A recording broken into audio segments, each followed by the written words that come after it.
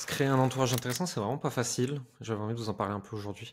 Pour ceux qui viennent d'arriver, je m'appelle Jérémy Coleman, je suis le CEO de Coleman Publishing. Si vous êtes un peu teubé, vous nous appelez coach de coach de coach. Si vous êtes un peu intelligent, en fait, je suis à la tête d'une entreprise d'advisory qui aide des coachs, des thérapeutes, des consultants, beaucoup d'entreprises de la créateur économie et des médias en ligne à développer leur activité sur tout ce qui est entre 0 et 3 millions par an. On a des programmes adaptés et du conseil adapté.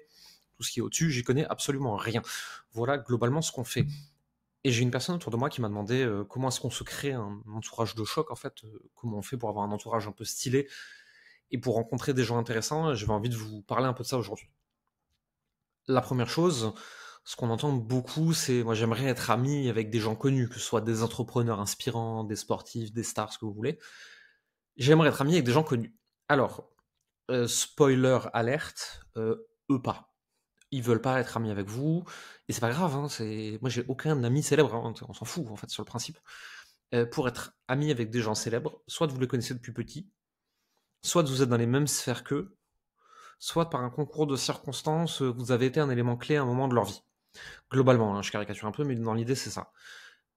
N'essayez pas d'être ami avec les gens un peu connus et les stars, c'est souvent très très très décevant. Les quelques fois où j'en ai croisé dans ma vie, pas du tout parce que je voulais être leur ami, mais parce que par un concours de circonstances professionnelles, on se retrouve à la même table ou au même endroit. En général, on s'est fait une image d'eux sur internet ou à la télé ou peu importe. En fait, quand on les rencontre dans la vraie vie, ils sont pas du tout comme ça et c'est très décevant, c'est très chiant.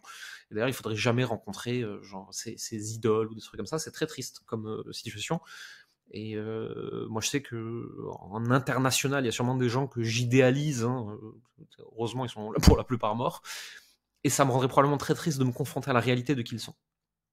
Donc déjà, on oublie cette idée de je veux avoir des amis connus. Ça n'a aucun intérêt, sauf si ça s'est fait naturellement par un concours de circonstances. Globalement, moi, en termes d'entourage, j'ai la règle des 3 tiers. Je veux autour de moi un tiers de gens plus avancés que moi qui me tirent vers le haut, un tiers de gens à mon niveau avec qui échanger sur mon quotidien, ce que je vis, et un tiers de gens moins avancés que moi à qui je peux transmettre et donner. Alors, avancer par rapport au sujet qui m'intéresse dans la vie. Hein, ça, chacun les siens. Les miens, c'est quand même plutôt le business dans nos métiers spécifiquement. Les vôtres, ça peut être complètement autre chose, on s'en fout. Hein. Mais avec cette règle-là, j'arrive à avoir un environnement qui est à peu près cohérent et qui, moi, me satisfait. Donc, un tiers de gens plus avancés qui m'aident à progresser, un tiers de gens à mon niveau pour partager, un tiers de gens moins avancés que moi pour transmettre. Globalement, si vous voulez vous faire un entourage de choc, vous entourer de gens intéressants et avoir un network, your network is your net worth.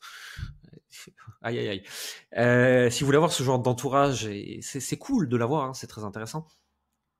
Pour rencontrer des personnes intéressantes, il faut être un humain intéressant. Être un humain intéressant, ça ne veut pas dire que vous êtes obligé de faire un truc fou dans votre vie. C'est-à-dire que ces gens-là, ils ont quand même tous une particularité, c'est qu'ils ont une façon de gérer leur existence qui est assez millimétrée pour la plupart. Hein. C'est-à-dire que c'est des gens qui font du sport, qui sont en bonne santé, qui vont dans les bons environnements, qui investissent sur eux, qui se forment, qui montent des projets. C'est des gens qui ont des vies, en fait. Et si vous avez aussi, vous, une vie intéressante, vous allez croiser des gens intéressants. Si votre vie elle est très très chiante et que vous attendez des gens intéressants qui l'améliorent, vous allez être très très malheureux. Parce que ces gens-là, ils en ont rien à foutre de vous. Et c'est normal, hein, c'est bien, hein, c'est une bonne chose. Hein. Moi, je suis très content que Elon Musk ne connaisse pas mon existence et s'en batte les couilles de mon existence. Hein. C'est beaucoup plus simple à vivre. Vous vous rendez compte, si les gens connus et célèbres savaient qui j'étais et qui me regardaient, quelle horreur. Je serais obligé d'arrêter de dire des conneries. Mais globalement, ces gens-là s'en foutent de vous, donc soyez intéressants en ayant une vie intéressante et vous verrez que vous croiserez beaucoup plus facilement ce genre de personnes. Derrière, ce que vous pouvez faire aussi, c'est provoquer la chance, entre guillemets, provoquer ce genre d'événements. Donc, aller à des événements qui sont organisés autour de ce qui vous intéresse, participer à des programmes de coaching, de groupe, de ce que vous voulez, rentrer dans des masterminds. En gros, aller dans des événements qui regroupent des gens qui vous ressemblent et qui sont intéressés par les mêmes choses que vous. Ce sera beaucoup plus facile de connecter avec ces gens-là et donc beaucoup plus facile de vous en faire un réseau. Autre possibilité, et que je trouve, c'est un cheat code, c'est le code secret, c'est trop simple, c'est le sport. Peu importe quel sport, hein, on s'en fout. Quand vous êtes en train de pratiquer un sport avec quelqu'un, en fait, tout le monde est au même niveau. C'est-à-dire que s'il y en a un qui est milliardaire, l'autre SDF, et qu'au milieu, il y a 3 caissiers, on s'en fout, en fait. Tout le monde est en train de faire du sport de la même façon. Et moi, j'ai eu une période de ma vie à Paris à l'époque où je courais beaucoup et je participais à des clubs de course à pied, des groupes de runners, etc. Et j'étais toujours hyper fasciné de voir que mes copains de course avec qui foncièrement j'avais rien en commun, si ce n'est courir et boire l'apéro après, En fait, ils étaient dans des milliers de domaines différents, et si j'ai eu envie, ça m'aurait ouvert plein de portes dans plein de domaines, alors que moi, j'étais juste venu courir avec des copains et des copines. Et ça, c'était très très cool. Le sport est un très bon moyen de connecter avec les gens.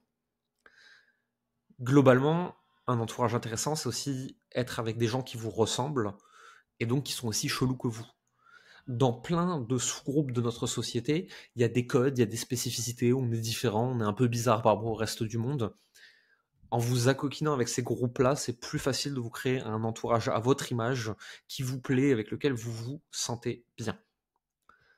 Plus que ça, pour moi, un bon entourage, c'est un entourage qui vous tire vers le haut. Et ça, on l'entend souvent, et ça viendra avec le dernier point. Si, par exemple, je veux arrêter de boire, je traîne pas au bar avec mes copains qui sont piliers de bar. Si je veux arrêter de fumer, je traîne avec des non-fumeurs. Si je veux me mettre au sport, je traîne avec des sportifs. Si je veux gagner de l'argent, je traîne avec des millionnaires. Façon de parler. Mais vous voyez, l'idée, c'est que c'est beaucoup plus facile d'être tiré par le haut en étant le maillon faible d'un groupe de forts, et les forts vont vous tirer vers le haut, que d'être dans un environnement où tout le monde a le comportement qu'on veut annuler, et nous, on doit se battre contre eux, en fait. Ça, c'est super dur. Et tout ça, c'est important, mais il y a une dernière chose que je voulais absolument vous dire par rapport à ça, c'est de jamais renier d'où on vient. Et c'est un élément que je vois beaucoup trop souvent, des gens qui décident de sortir de leurs conditions, d'être meilleurs dans la vie en fait, d'être en meilleure santé, de gagner plus d'argent, d'être plus heureux, de travailler sur leur développement personnel, sur leur spiritualité, peu importe, et qui d'un coup renient tous leurs amis d'enfance et tous les gens avec qui ils ont grandi, qui renient qui ils ont été, tout ce qu'ils ont fait par le passé, en mode ça y est, vous êtes plus assez bien pour moi. À un moment de votre vie, probablement, à un moment, vous allez avoir un coup de mou, vous allez avoir un moment difficile, vous allez trébucher, où il va se passer un truc dans votre famille, et vous allez revenir d'où vous venez, et vous serez devenu une grosse merde. Et ça, c'est pas ce que je veux pour qui que ce soit, et je le veux surtout pas pour moi, parce que de toute façon, quand je fais des vidéos comme ça, je les fais avant tout pour moi, pour dire des trucs à voix haute et pour me les rappeler souvent. Ne reniez pas d'où vous venez, qui vous étiez, et les gens avec qui vous avez grandi. Si vous êtes plus dans le même monde, dans la même vie, c'est ok, vous n'êtes pas obligé de les fréquenter.